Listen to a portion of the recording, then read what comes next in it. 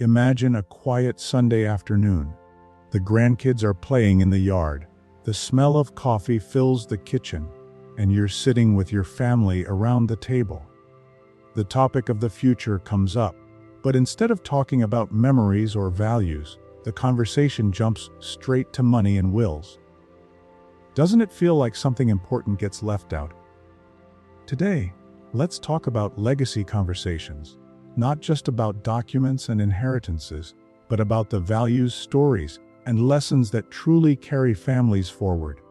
When you pause and think about legacy, it's easy to assume it lives inside a safe deposit box or a stack of signed papers tucked in a drawer.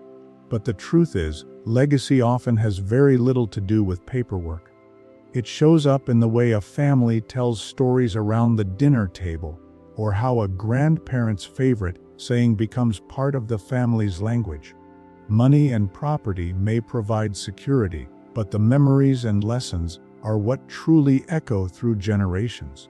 A will can tell people who gets the house, but it can't explain why gathering under that roof mattered so much in the first place.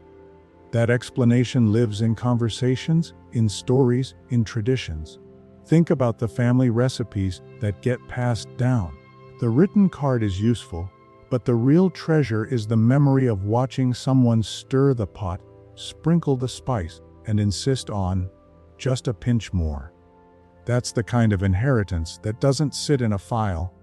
It lives in the senses, in the way it makes people feel connected to those who came before them. Legacy works in the same way. It's about the way values like honesty, generosity, or resilience get woven into everyday life. When families treat legacy as more than paperwork, they start to see it as an ongoing story rather than a transaction. Even everyday habits become a form of legacy. A grandfather who always fixed things instead of throwing them away may not realize he's passing on lessons in resourcefulness. A parent who showed kindness to neighbors without expecting anything back leaves behind a blueprint for compassion. These lessons may never be written down, but they shape the choices future generations make. What makes this perspective powerful is that it shifts the focus from what families have to what they stand for. Assets may change. Homes get sold, savings get spent, but the values tied to them can last much longer. Families who only talk about inheritance in terms of numbers risk missing out on the deeper meaning behind those numbers. Was the money saved because someone believed in living within their means? Was the home cherished because it represented stability and togetherness? Sharing these stories fills in the spaces that paperwork can never cover. Seeing legacy this way also makes the conversation lighter and more meaningful. It's not just about planning for what happens after life, but about celebrating the life already lived. In many ways, legacy becomes less about dividing things and more about multiplying connection. Conversations about legacy can feel heavy if they are saved only for formal family meetings or legal appointments. That's why the gentlest way to begin them is through small, everyday moments. A photograph taken out of an old album can spark a story about how the family once lived in a tiny apartment, but still made room to celebrate every birthday with cake and laughter. A walk in the garden can open the door to sharing why planting trees mattered, because it was about leaving something behind that would grow beyond one lifetime. These seemingly ordinary interactions become natural invitations to talk about values without the weight of a scheduled, serious talk. Imagine teaching a grandchild how to cook a simple dish. The recipe itself may be straightforward, but in that space you can share lessons about patience, about not giving up when the sauce doesn't turn out right, or about the importance of sitting down to eat together. It's a conversation wrapped inside an activity, and it often sticks because it feels lived, not lectured. Legacy talks don't always begin with, "Let's sit down and discuss the future." They can begin when a moment feels tender and open, when a story can be slipped in like seasoning that flavors the whole experience. Even a short car ride can be a doorway. A song playing on the radio might remind you of how you and your spouse worked hard to save for your first home, or how you used to dance in the living room with your children. Sharing the memory in that instant connects the younger generation not only to your history but to the values underneath: dedication, joy, or perseverance. These little windows of time create chances to talk about legacy in a way that feels spontaneous and genuine. The beauty of using small moments is that they remove the pressure. No one feels like they're being called into a meeting or handed a lecture. Instead, they're simply part of a conversation that unfolds naturally. Over time, these scattered stories begin to weave together into a tapestry of values, traditions, and lessons. They become a quiet but steady foundation that children and grandchildren carry with them, sometimes without even realizing it. By seizing the everyday as an entry point, families make legacy part of life now, instead of saving it for later. When families gather to talk about the past, the stories that usually rise to the surface are the shining ones. The big wins, the proud moments, the celebrations. Those memories certainly matter, but if legacy conversations only highlight victories, they leave out the most relatable and powerful lessons. Struggles, mistakes, and setbacks often hold the wisdom that future generations need the most. They show how perseverance, courage, and creativity shape a life far more than smooth sailing ever could. Think about a grandparent who lived through tough economic times. The details of how they saved pennies, repaired clothes instead of replacing them, or found joy in simple things can teach children more about resilience than hearing only about the comfortable years. A story about nearly losing a business but finding a way to recover can give a son or daughter the confidence to face their own uncertain seasons. These aren't tales of failure. They are testimonies of strength, and they remind families that imperfection is part of every journey. What makes sharing struggles so powerful is the honesty behind them. Younger generations often look at parents or grandparents and imagine they always had it figured out. That illusion can create distance, as if wisdom came without hardship. But when elders admit, "I stumbled here," or "We almost gave up there," it paints a truer picture. It shows that courage is not the absence of fear, but the choice to keep moving despite it. It also encourages children to share their own struggles without shame, creating an atmosphere of trust rather than judgment. Even small personal challenges can hold meaning. A parent who admits that learning to manage money didn't come easily might help a child feel less embarrassed about their own budgeting mistakes. A grandmother who struggled to balance work and raising a family may inspire her granddaughter to give herself grace in similar moments. The willingness to show vulnerability becomes a bridge between generations.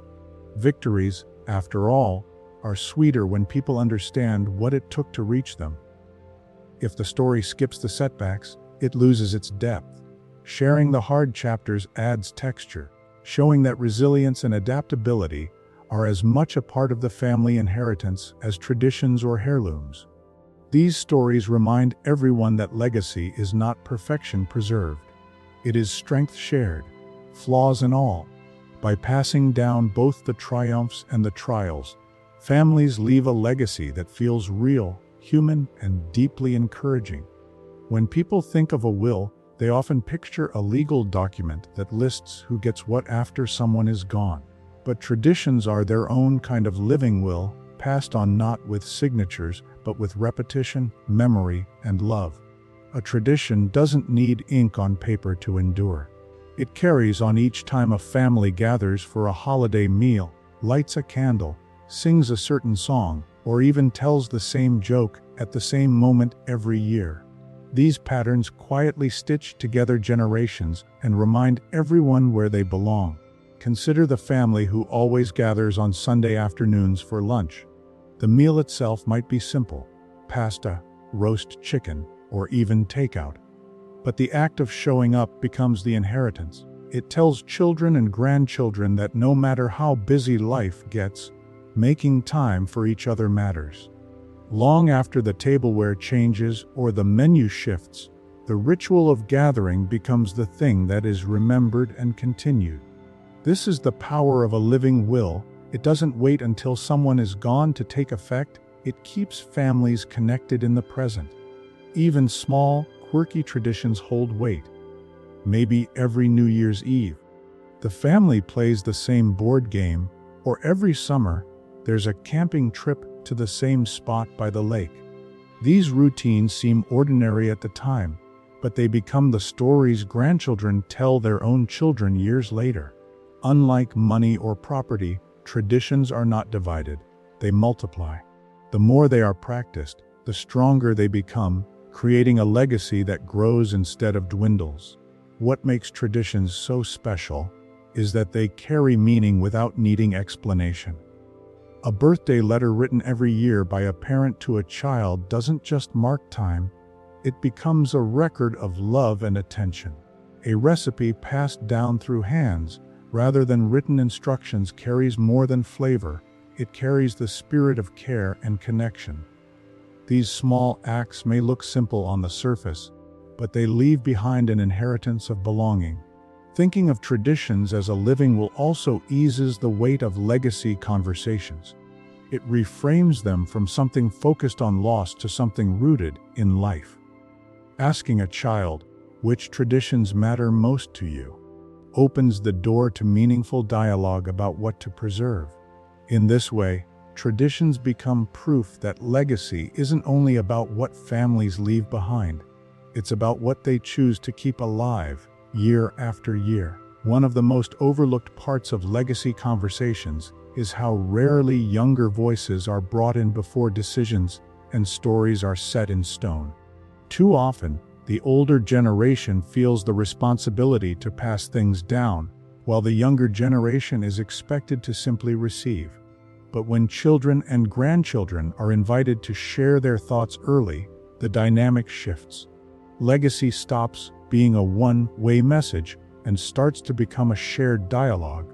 It's not only about what elders want to leave behind, but also about what the family as a whole values and hopes to carry forward. Imagine sitting at the dinner table and asking a teenager, "What do you love most about our family traditions?" The answer might surprise you. They may not care much about the expensive holiday decorations, but they might treasure the memory of everyone singing together while putting them up. A granddaughter could share that camping trips gave her confidence in herself, or a grandson might admit that hearing about the family's struggles with money made him less afraid of making mistakes. By listening early, families uncover which parts of their story already have deep meaning for the younger generation. Inviting these voices also gives children and grandchildren a sense of belonging. When they know their memories, opinions, and values are heard, they feel more invested in keeping traditions alive. They see themselves as co-authors of the family story rather than passive inheritors. This not only strengthens bonds, but also encourages them to carry lessons forward with pride. It's easier for someone to uphold a tradition they had a hand in shaping than one that feels imposed. There's also a practical side.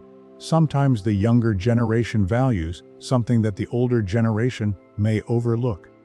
A collection of letters, an old piece of furniture, or even the memory of a certain song might carry far more emotional weight than material assets. Without asking, these treasures might never be recognized.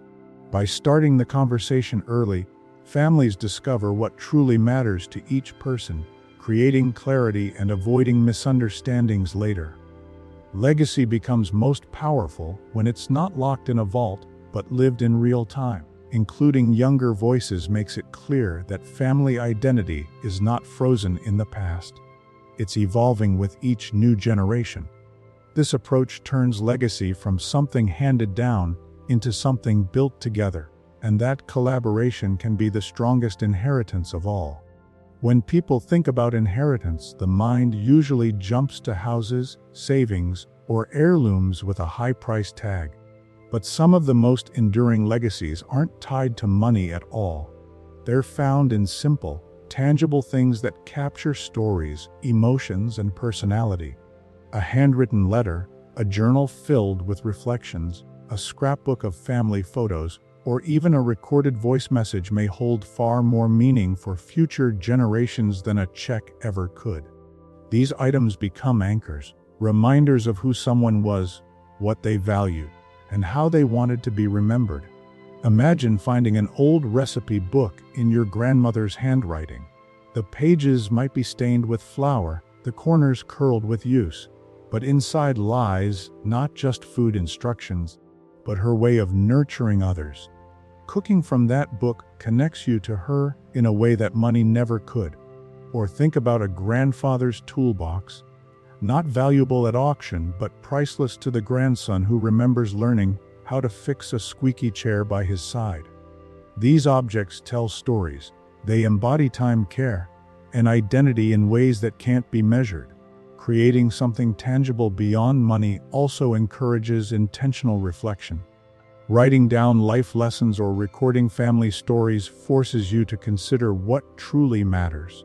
A voice recording of a bedtime story may seem like a small gesture, but years later, it may be the only way a grandchild remembers the exact sound of your laugh. These are the keepsakes that preserve warmth and humanity, not just assets. What makes these tangible legacies so powerful is their accessibility. Not every family has wealth to pass down, but every family has stories, habits, and values worth preserving. A mother might compile a family timeline of struggles and triumphs. A father might film short clips explaining important milestones, or siblings might create a shared album of letters and photos. None of these require large sums of money, yet their emotional weight is immeasurable. By thinking beyond finances, families expand their definition of inheritance. They recognize that love, resilience, humor, and wisdom deserve to be handed down in forms people can touch, hold, or listen to. In the end, these tangible pieces often become the most treasured possessions, because they remind us not of what someone left behind, but of who they were. And that is the kind of legacy that never fades. When families sit down to talk about the future, it can be tempting to lean entirely one way or the other. Some focus only on the practical side, who gets what, how accounts are divided, and what the paperwork says. Others lean so far into values and stories that they avoid discussing the hard realities altogether. The truth is, legacy conversations feel most complete when they blend both. Values without planning may leave loved ones confused, and planning without values may feel cold and detached. Striking a balance creates clarity while keeping the heart of the family intact. Imagine a parent leaving behind a detailed will but never explaining the meaning behind their choices.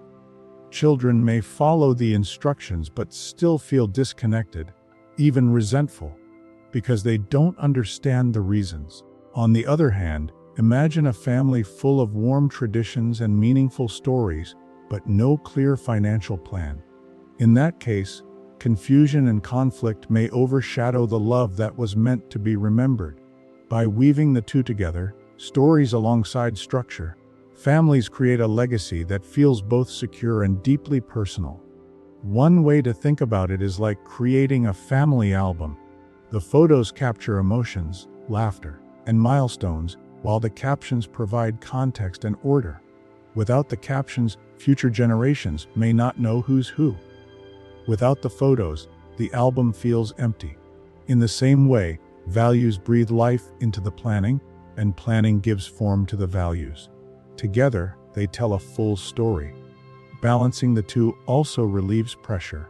Knowing that the practical side is handled allows space for the emotional side to flourish. When everyone understands the logistics, it becomes easier to focus on the traditions, lessons, and stories without fear of unresolved details causing conflict later. At the same time, grounding financial discussions in values softens the tone, reminding everyone that the ultimate purpose is not just division of assets, but preservation of connection. What families discover through this balance is that legacy isn't only about preparing for what happens after life. It's about living with intention now. By blending values and practical planning, you ensure that the stories, habits, and lessons that matter most are not overshadowed by paperwork, and that the paperwork itself serves the greater purpose of keeping the family whole.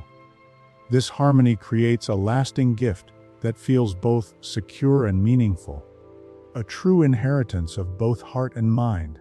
At the end of the day, legacy isn't just about what we leave behind. It's about what we share while we're still here. The conversations you start today may become the stories your family tells tomorrow. So here's a question for you. If you could pass down just one value or tradition, what would it be? Share your story in the comments below. I'd love to hear what matters most in your family. And if you found this video helpful, consider subscribing for more conversations on family, bonding, and planning for the years ahead.